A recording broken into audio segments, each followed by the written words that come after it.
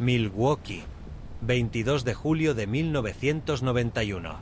La noche avanzaba con una pesadez asfixiante sobre las calles de Wisconsin. El calor del verano no daba tregua, envolviendo la ciudad en una manta de humedad que parecía detener el tiempo.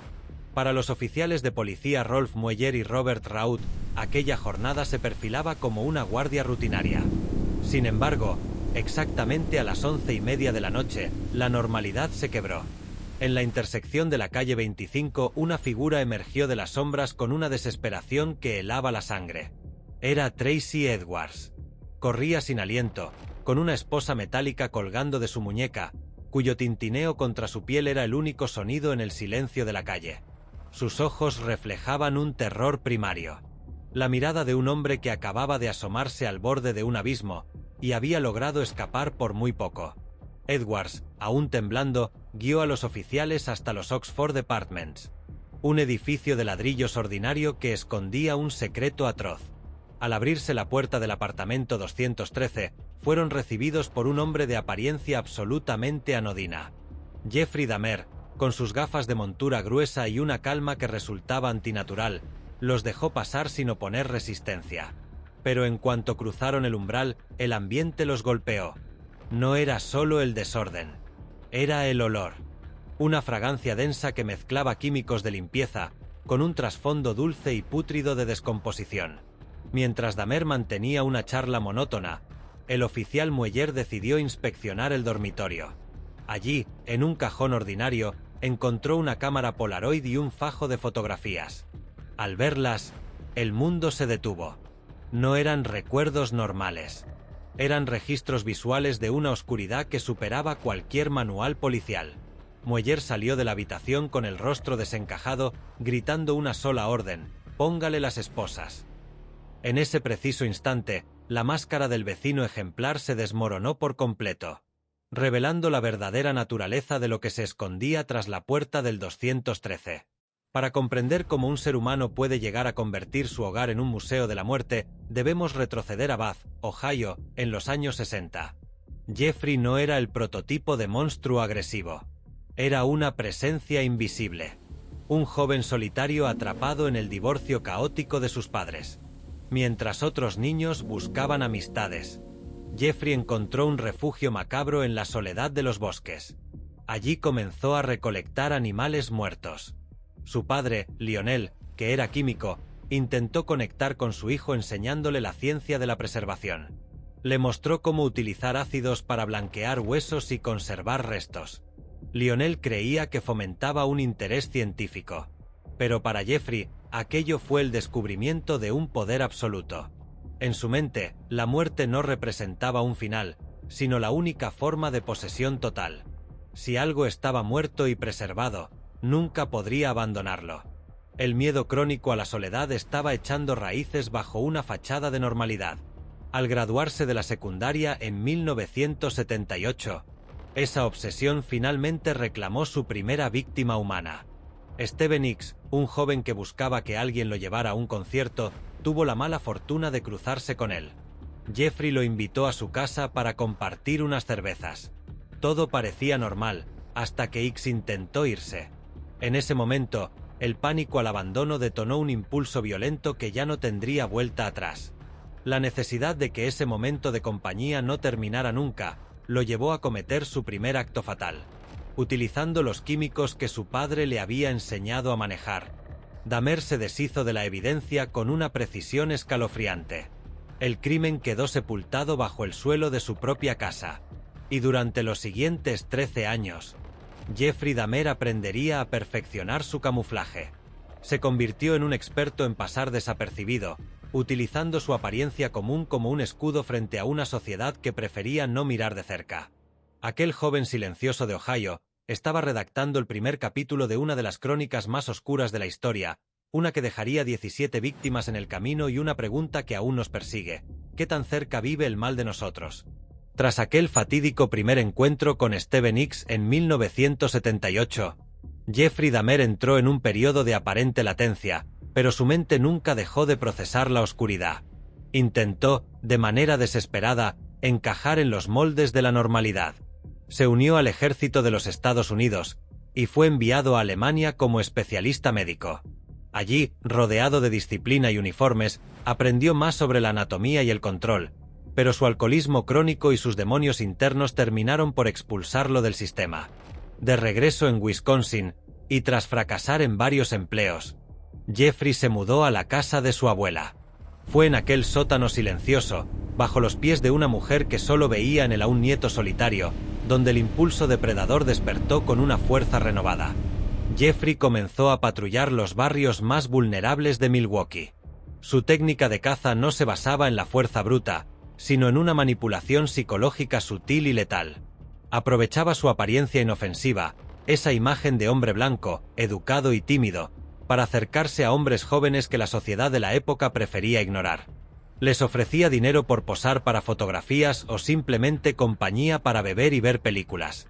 Dahmer no buscaba el conflicto inmediato. Lo que él deseaba era un control absoluto, una compañía que no pudiera abandonarlo jamás. Con el tiempo, sus métodos se volvieron aterradores. En el apartamento 213, comenzó a realizar experimentos rudimentarios y atroces, buscando anular la voluntad de sus víctimas para convertirlas en seres que estuvieran siempre bajo su dominio. Es aquí donde la historia se vuelve doblemente trágica, pues mientras los gritos resonaban en los pasillos de los Oxford Apartments, el sistema fallaba una y otra vez. La negligencia policial y los prejuicios de la época permitieron que Jeffrey Dahmer siguiera operando en las sombras, transformando su hogar en una morgue privada ante los ojos de un mundo que no quería mirar. Pero, ¿qué ocurría realmente dentro de la psique de este hombre cuando la puerta se cerraba? Tras su captura en julio de 1991, el caso dejó de ser solo un registro policial para convertirse en uno de los mayores enigmas de la psicología forense moderna.